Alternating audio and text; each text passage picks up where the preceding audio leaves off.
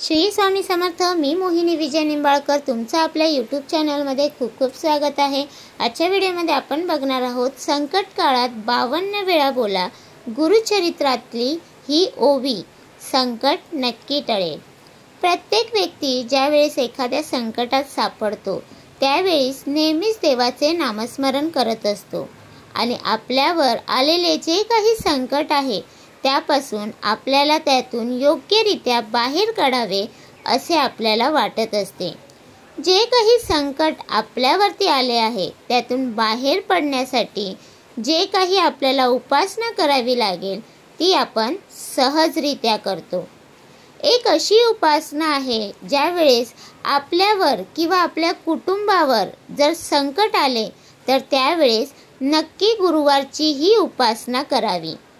ती उपासना कशी आणि कधी करायची याबद्दल आपण माहिती जाणून घेऊ। गुरुचरित्राची उपासना गुरुवारी या दिवशी शक्यतो करावी। यामुळे गुरुचरित्राचे योग्य लाभ आपल्याला मिळतात। ही उपासना शक्यतो फक्त पुरुषांनी करायची आहे। गुरुवारी सकाळी लवकर उठून नित्यकामे पूर्ण केल्यानंतर स्वच्छ अंघोळ करून आधी देवाची पूजा करायची आहे। त्यानंतर एक पाट घेऊन त्यावर वस्त्र टाकायचे आहे आणि त्यावर श्री दत्तांची प्रतिमा ठेवायची आहे। पंचामृताने स्नान घालायचे आहे श्री दत्तांच्या मूर्तीला। जर का शक्य नसेल तर सुगंधित फुलांनी त्यावर पाणी अर्पण करायचे आहे। त्यानंतर श्री दत्तांच्या प्रतिमेला फूल अर्पण करायचे आहे, गंध लावायचा आहे, धूप आणि अगरबत्ती लावायची आहे। त्यानंतर जे काही आपल्याला अडचणी किंवा संकट येत आहे ते एका पांढऱ्या कागदावर लिहायचे आहे, ते सुद्धा हळदीने। एका वाटीत हळद घ्यायची आहे, त्यामध्ये थोडं पाणी टाकायचं आहे।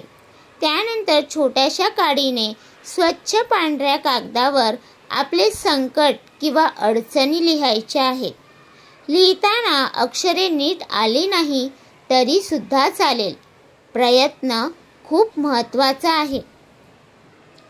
कागदावर अडचणी लिहिल्यावर तो कागद श्री दत्तांच्या प्रतिमेसमोर ठेवायचा आहे आणि त्यानंतर गुरुचरित्रामधील एक ओवी 52 वेळा तिचे पठण करायचे आहे। मनात कोणतीही शंका न ठेवता फक्त आपल्या मनात श्रद्धा ठेवून ही उपासना करायची आहे।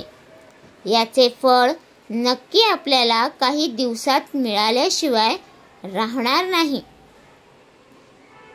तर ओवी अशी आहे, उद्धारावया भक्तजना अवतरलासी नारायणा, वासना जशी भक्तजना संतुष्टावे तेने परी, ऐसी तुझी ब्रीद ख्याती वेद पुराणी वाखाणीती, भक्तवत्सला श्री गुरुमूर्ती विनंती माझी परिसावी। गुरुचरित्रातील ही ओवी तुम्हाला बोलायची आहे।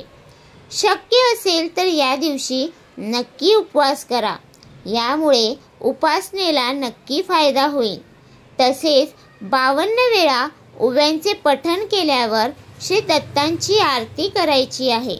नैवेद्य म्हणून गोड काहीतरी नक्की करा, तसेच घरातील इतरांना सुद्धा प्रसाद द्या।